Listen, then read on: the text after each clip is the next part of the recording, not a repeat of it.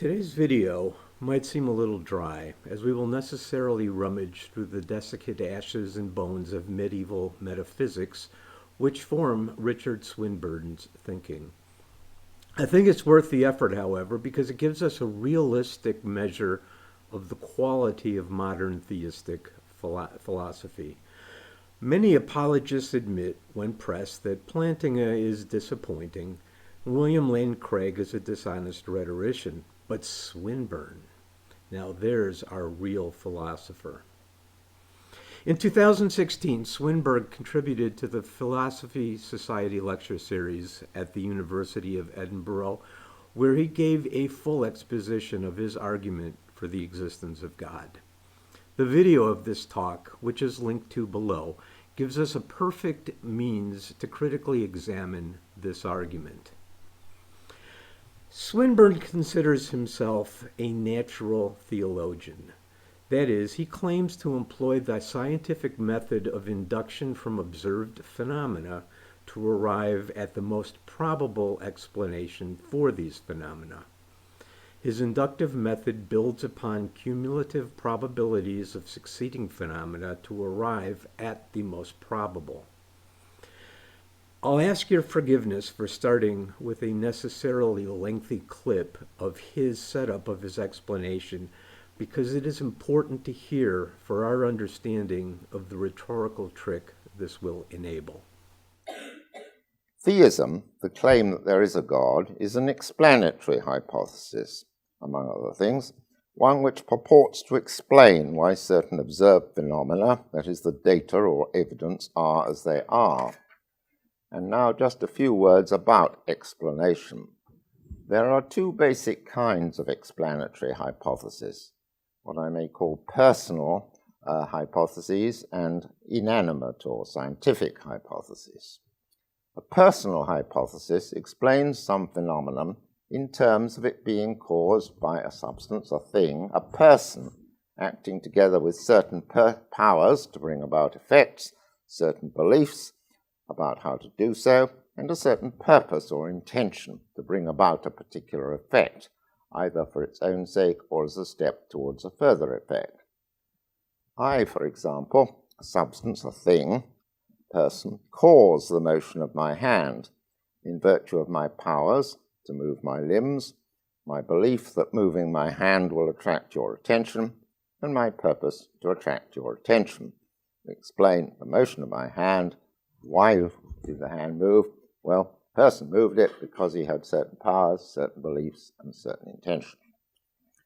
By contrast, an inanimate or scientific explanation is usually represented as explaining some phenomenon in terms of it being caused by some earlier state of affairs and the operation on that state of affairs of laws of nature.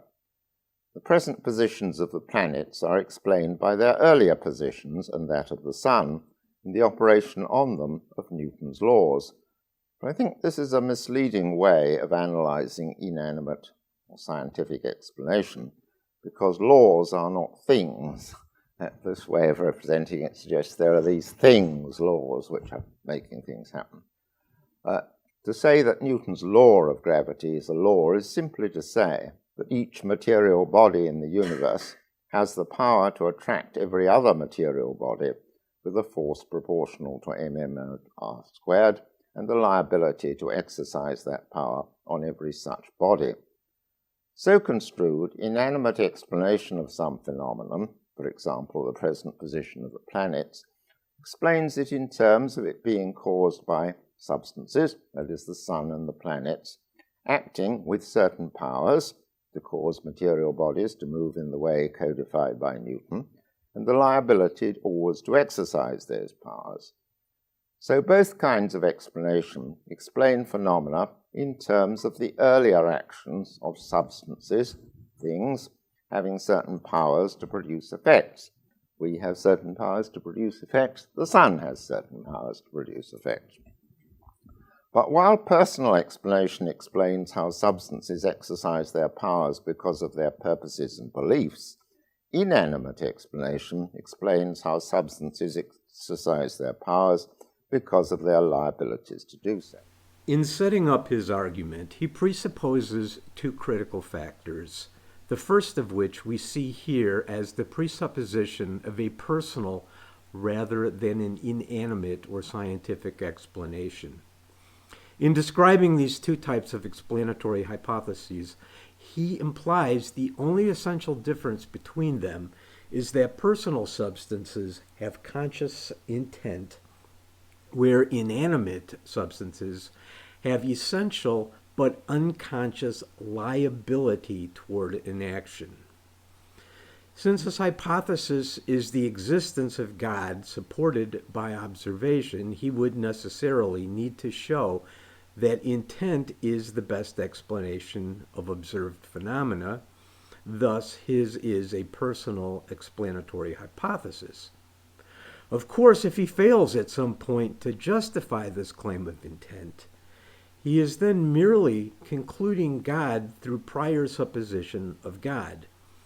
Accordingly, he will later attempt to prove conscious intent through the claim of intelligent design, an argument that itself presupposes intent, as we will see, and thus fails to escape circular reasoning.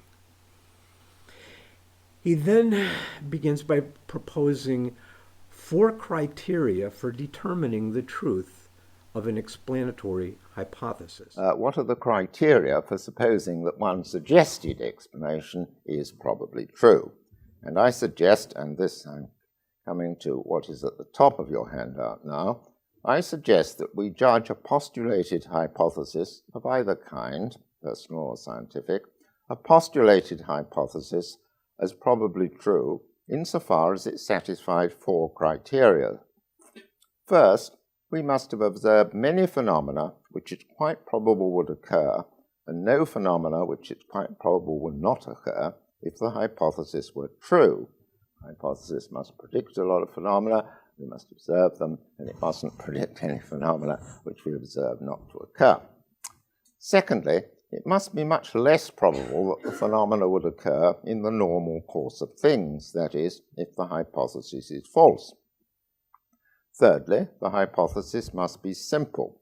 That is, it must postulate the existence and operation of few substances, few kinds of substance. Using this word substance, it may not be too familiar to you. It just means a thing, a desk, a person, the sun, something that has powers.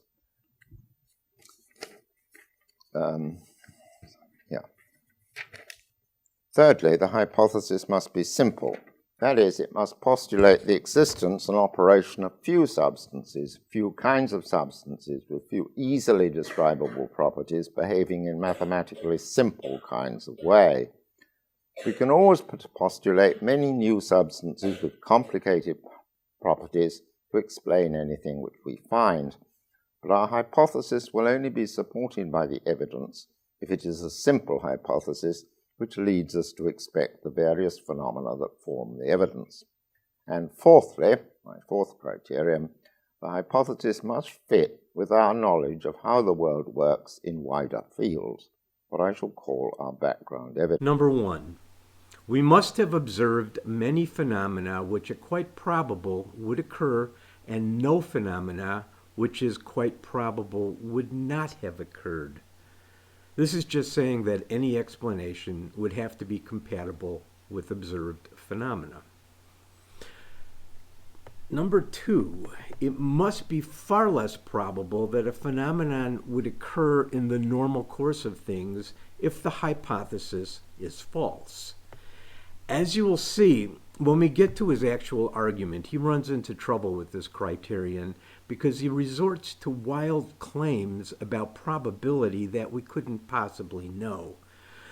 We will also see the problems of the fallacy of argument from rarity, and that metaphysical conjecture can be made to fit any set of observations because it isn't constrained by reality.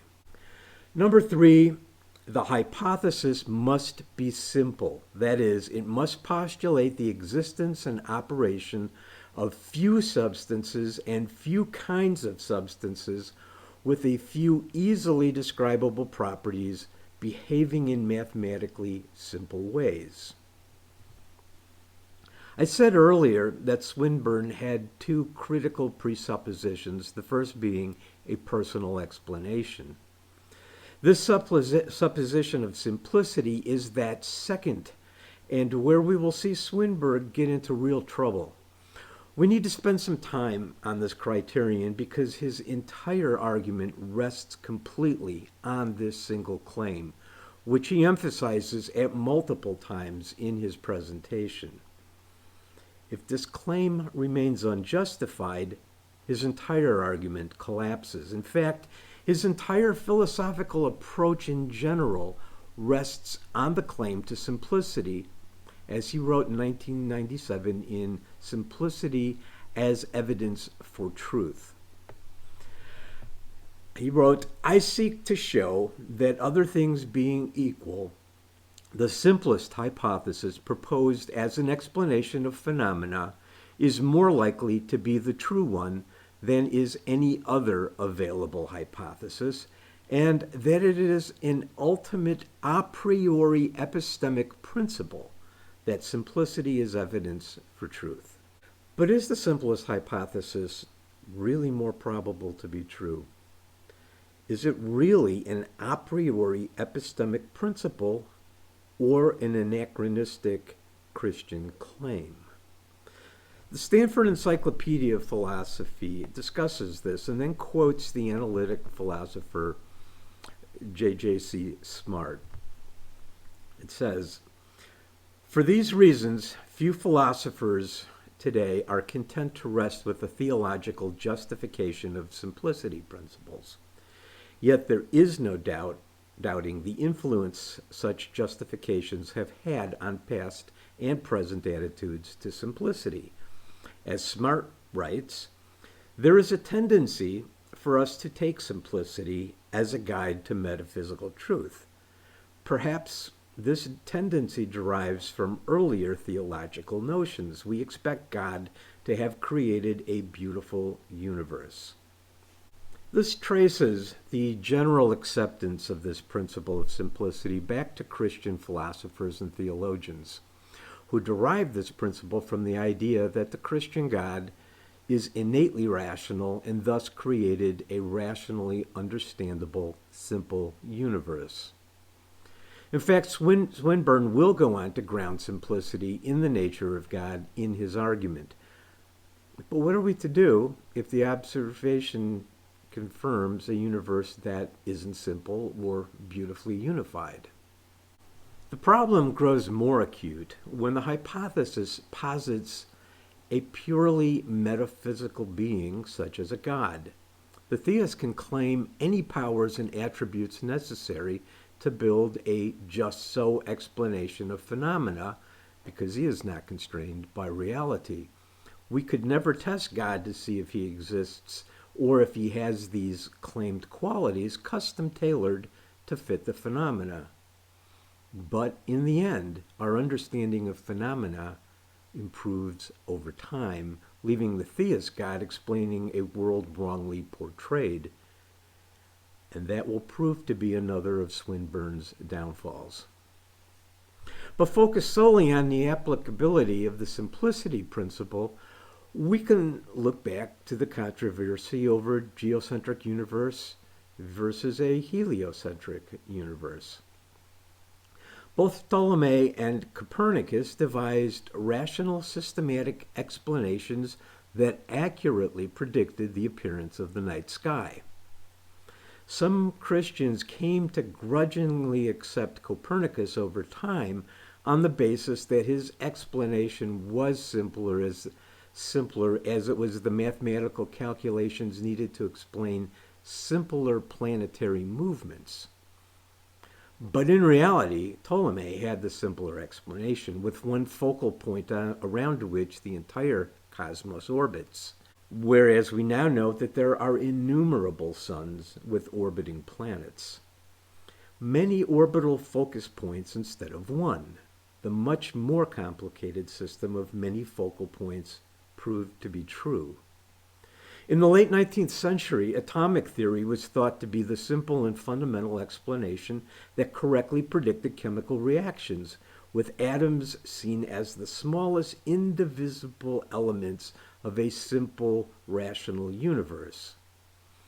A few decades later, Niels Bohr and Werner Heisenberg upended that simple notion with quantum mechanics, which showed not only a highly complicated subatomic structure, but events that defied time, space, and causality. It was criticized for some time on the basis that it was too complicated and irrational to be true, as with Einstein's famous comment that God does not play dice with the universe. Einstein, along with Podolsky and Rosen, even wrote a paper claiming the Copenhagen interpretation must be incomplete because nature exists as a unification of simple natural laws. It is often said that Einstein was the last physicist who could honestly claim a simple, rational universe. In the 1960s, however, John Bell proved conclusively that quantum mechanics is true despite its irrational defiance of time, space, and deterministic causality. Nevertheless, there are still some physicists chasing the dream of a grand unification theory, but the more we learn, the dimmer that hope becomes. Poincaré, Wigner, and Gödel have demonstrated that fundamental reality is non-computable, rendering the applicability of mathematics only approximate, and rational systems provisional and tightly bounded by time, space, and chosen events.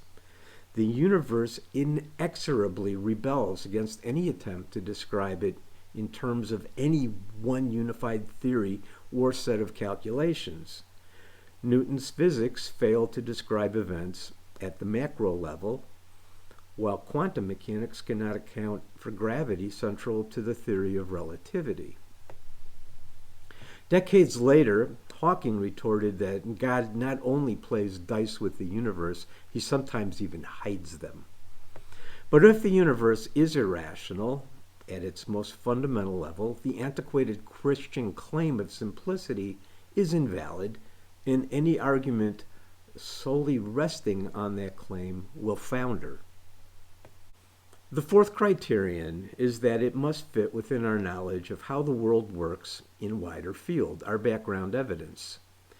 This simply means that the hypothesis must conform to other knowledge outside the scope of the proposed hypothesis.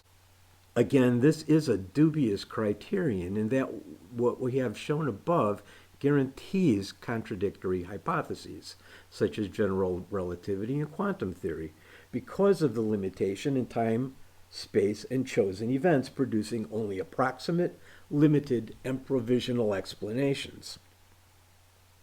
It also becomes moot in that Swinburne claims it's unnecessary to demonstrate given the infinite scope of his claimed God, leaving no wider field.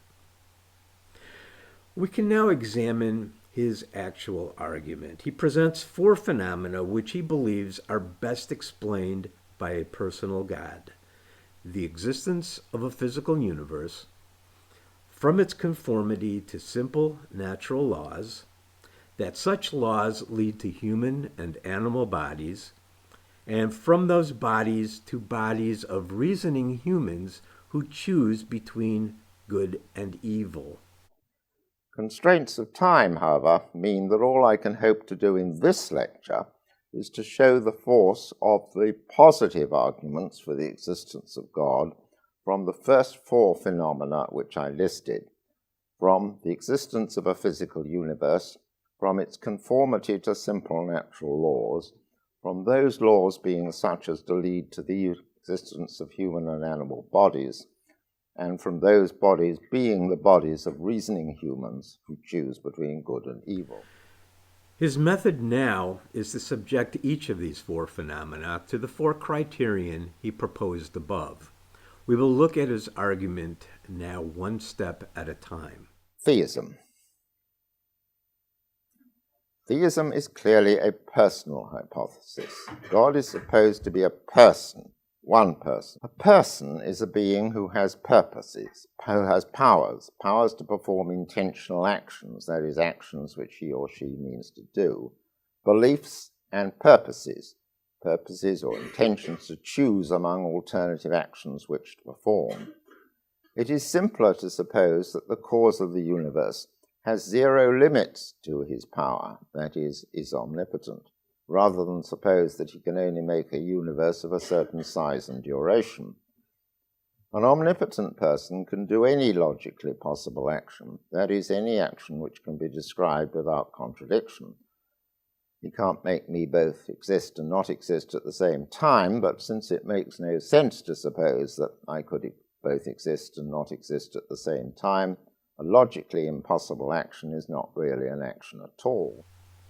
Personal argument. God is one person with intent, omnipotent and omniscient, capable of any rational act, that is, without logical contradiction. This is a curious argument. First of all, we need to ask why an omnipotent being would be constrained by logic. If he is capable of creating anything at all, he certainly would be able to create a livable world unconstrained by logic. And when he goes on to further explain that the logical design of nature enables man to understand the world, he necessarily limits the conscience of God to that of mere mortals. But there is a deeper problem. As quantum physics, as well as Wigner, Poincaré, and Gödel demonstrated, the world itself is not rational, implying that nature's powers exceed God's, as his power is limited to rational acts.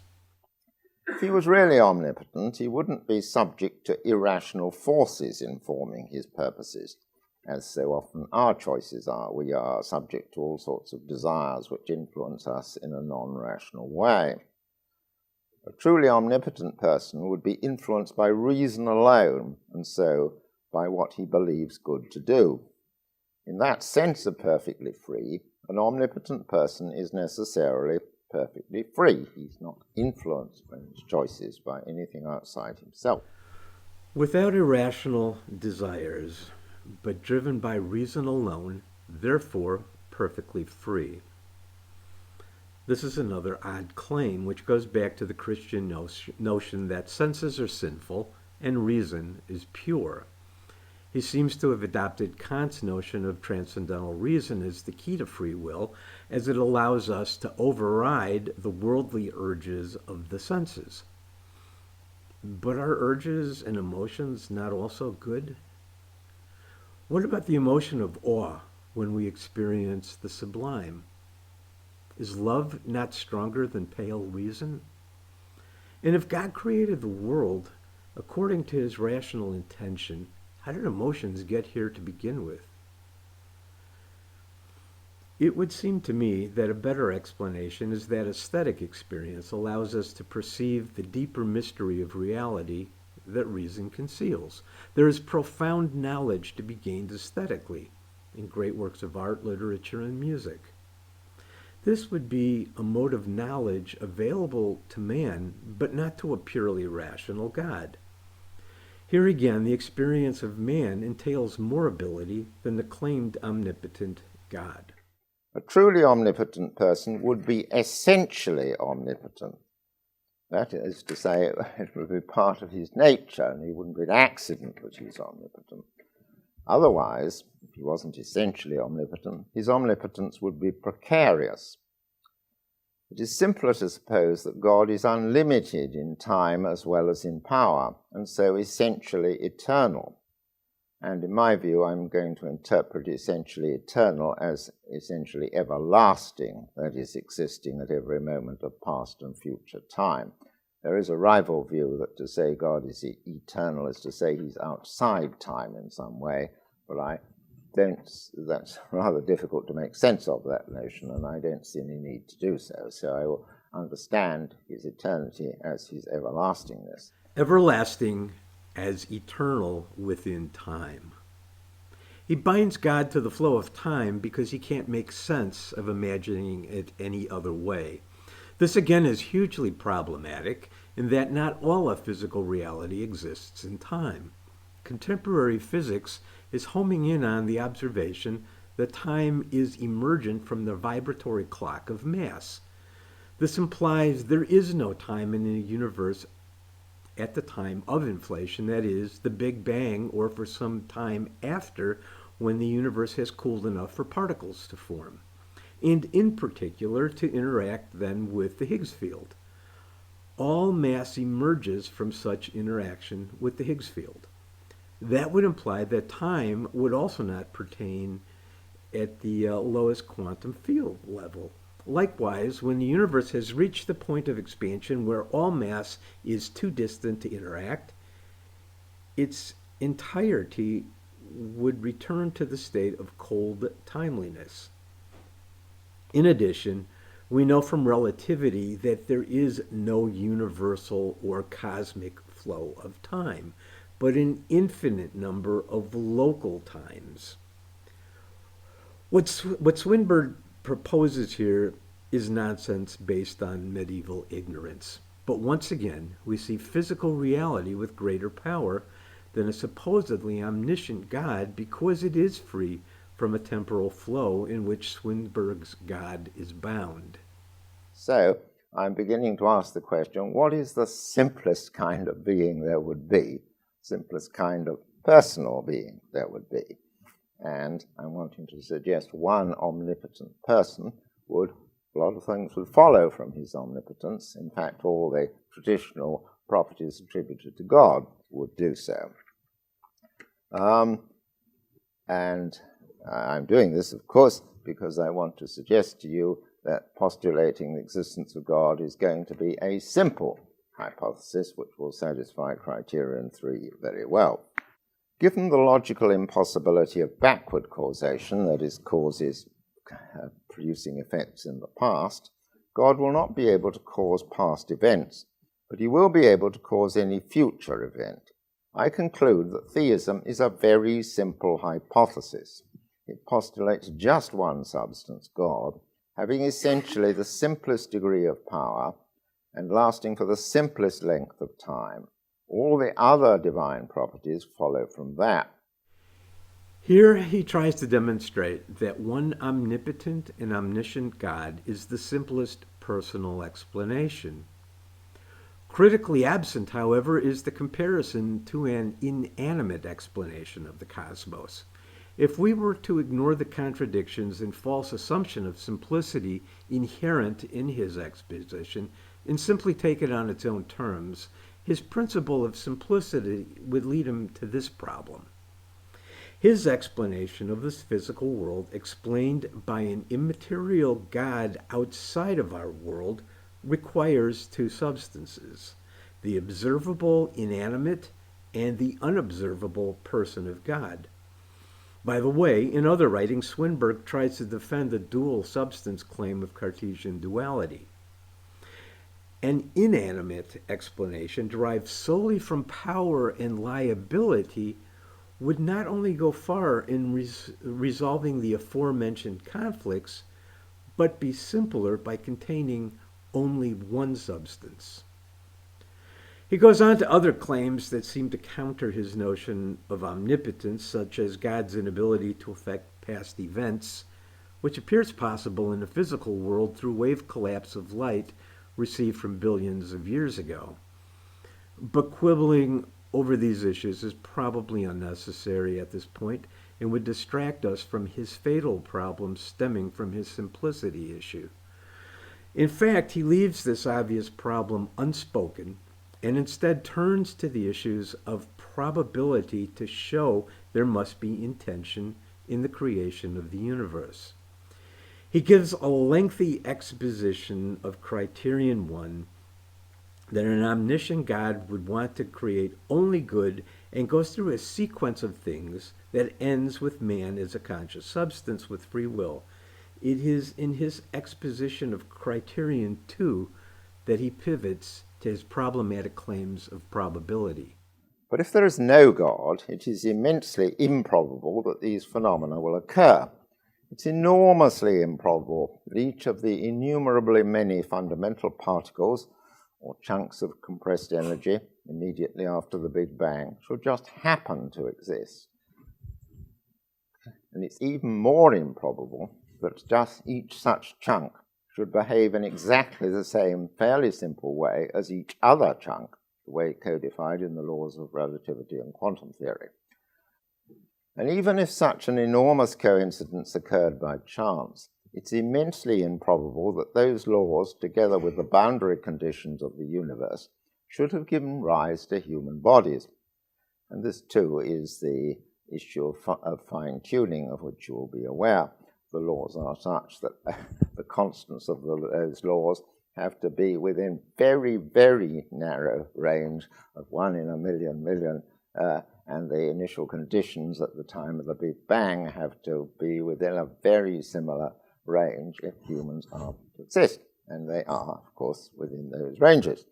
So immensely improbable, even if there are laws, that the laws should be such as to throw up human bodies. And even if this too occurred by chance, as far as any plausible scientific laws are concerned, the laws might just as easily have given rise to zombies, to robots without consciousness. Consciousness is totally improbable unless there is a creator who gave it first to the higher animals and then to us. For particles to just happen after the Big Bang, that they would behave in ways of relativity and quantum theory, that the universe should have given rise to human bodies, consciousness totally improbable without a creator, that is to say, impossible. He, of course, is using the all too familiar intelligent design argument from fine-tuning. This argument has been thoroughly debunked from two different directions, but theists continue to employ it anyway. I personally had a go-around with William Lane Craig on this topic when he attempted to rebut an article I wrote on fine-tuning with his usual straw-manning, false assertion of facts, and personal insult. When I critiqued his attempted refutation, he stopped responding. The first refutation of intelligent design focuses on theist claims of probability.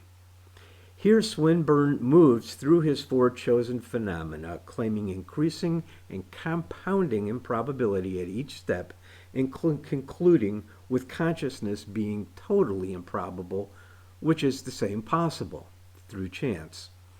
The problem here is there is no possible way to determine any of these probabilities, although theists have claimed to do so. Physicists themselves disagree about the probabilities of the development of the constants of our universe. It all comes down to degrees of freedom embedded in the cosmos, which nobody can know for sure. Some, such as Einstein, argue that the universe is totally deterministic, and that means with 0 degrees of freedom, and therefore its evolution, including conscious humans, was 100% certain from the beginning. Others, such as Roger Penrose, calculate infinite degrees of freedom, rendering our universe incalculably improbable. What theists fail to mention, however, is that Penrose also claims that there are infinite rebirths of universes that make all permutations inevitable, including our own. The truth is that we can have no real knowledge of the probabilities because we cannot know the physical state before the inflation of our universe. All we know is that our physical laws developed only after inflation, leaving us with no information about the prior physical state. This fact also undermines theists' attempts to misuse Bayesian analysis to calculate the improbability of our human existence, because Bayesian analysis requires things to be compared to share common laws and data sets. The pre-inflation state of reality would impact the degrees of freedom in our universe. Since we cannot know the physical state prior to inflation, there can be no legitimate use of Bayesian analysis. The second line of refutation focuses on the illusion created by the anthropic principle. The anthropic principle merely states that we perceive this particular universe with life in it because this is the universe that allows our possibility. The illusion of intelligent design can only arise if we start off with the supposition of intent, as Swinburne does with his personal explanatory hypothesis. Such assumption creates a bias toward intent, as illustrated in the lottery analogy. In a given lottery where some number held by a contestant will be drawn, we can imagine several million ticket holders. The chances of any one of them is too improbable to reasonably consider, according to the logic of adherence to intelligent design. Yet somebody has to win. Looked at from the perspective of a winner with bankrupting medical bills, children to feed, and unemployed, this can easily appear to be a gift from heaven. What else could possibly explain the answer to their prayers, since every minute movement of the numbered balls had to be exactly right, with no deviation at all, to result in this one impossibly improbable winner? But that is simply looking through the wrong end of the telescope. Somebody had to win, which means that improbability does not preclude any one winner, no matter how great that improbability. Likewise, we are here and conscious, no matter how improbable, because that is just how the numbered balls tumbled this time. If they hadn't, we wouldn't be here to talk about it. No further explanation is necessary, and once again, the inanimate explanation is not only true, but simpler than Swinburne's explanation if we were to grant that criterion. The important point is that, once again, Swinburne had to assume a personal creator with intent in order to conclude a personal creator with intent. Some contemporary physicists will tell you that we live in a multiverse, such that many different possible universes with different laws of nature and different initial conditions will eventually occur, and so it's not too surprising that there's one like us. But we could only have reason to believe what the physicists tell us if the most probable explanation of phenomena observable in our own universe was that the most general laws of nature are such as to bring about these many universes. And to postulate that is to postulate that all the particles, not merely of our universe, but of the vastly bigger multiverse, behave in accordance with the very same general laws which throw up particular variants thereof in different universes. And that's to postulate an even bigger coincidence.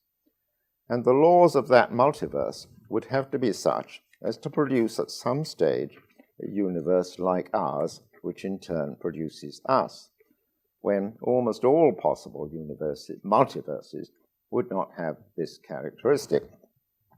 Even if the physicists are right, and this is a contested matter, but supposing they are right, all right, there is a big vacuum of energy which throws up at various points universes, and these universes differ in the laws that they have from each other. But we only have reason to believe this if we have reason to think that the simplest explanation of things in our universe is that there is this vast universe in which everything behaves in accordance with certain very general laws which throw up particular variants in different universes. But that only... The problem then is, why is the universe, the multiverse, the sort of multiverse that produces somewhere a universe fine-tuned for the evolution of humans? Because innumerable multiverses would throw up innumerable different universes, not one of which would have that characteristic. I mean, there could be a multiverse which threw up universes of various sorts in which there were only three forces and not the gravitational force. You'd never get humans there. Or there could be a multiverse which would throw up universes with half a dozen extra forces which wouldn't produce bodies which are fine-tuned to produce us. So it has to be a very special sort of universe, multiverse, and even if it is a very... So the question is, why a special sort of multiverse? Answer, because God has reason to produce a multiverse which brings about a universe in which there are humans. He then goes on at length about multiverse theory. I should quickly add that multiverse is not the only theory posed by physicists, but he focuses only on this one. He tries to counter the increasing probabilities of our conditions by various hypotheses in physics by pushing his assumption of intent all the way back to God at the beginning, creating a multiverse that eventually leads to us.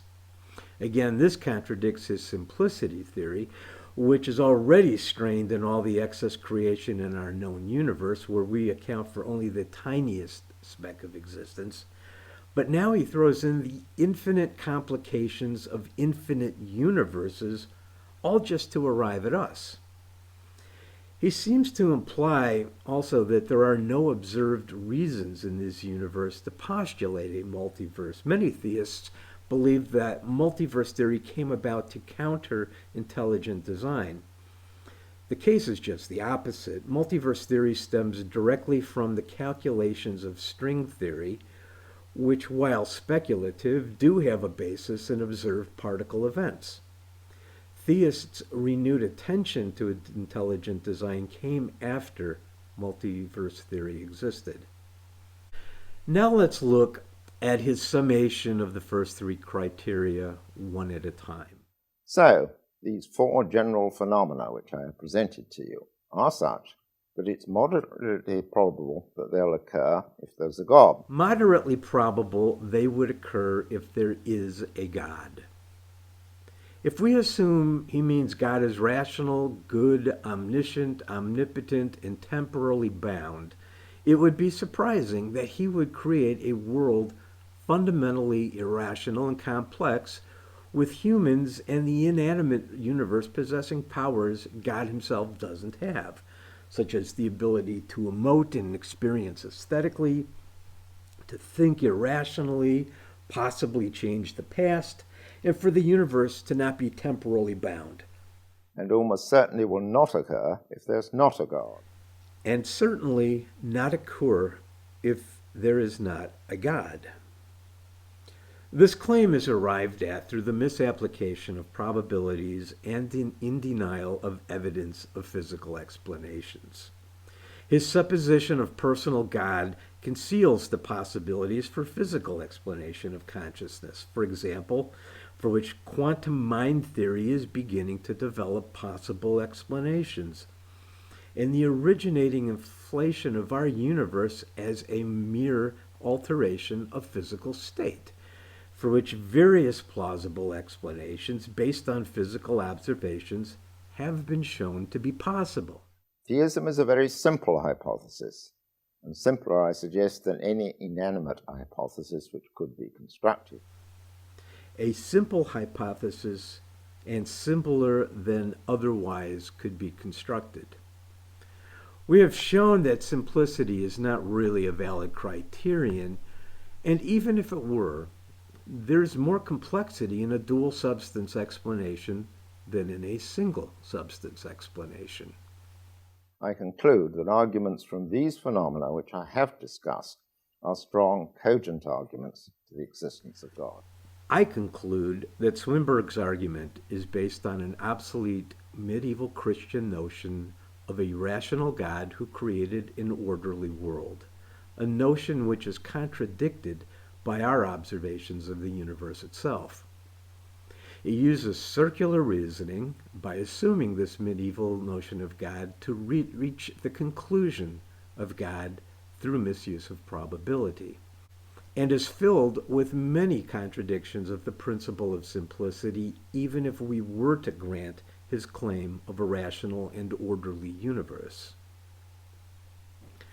I would welcome anyone onto this channel for a discussion who thinks I have unfairly portrayed Swinburne's argument, or if I have failed to refute it.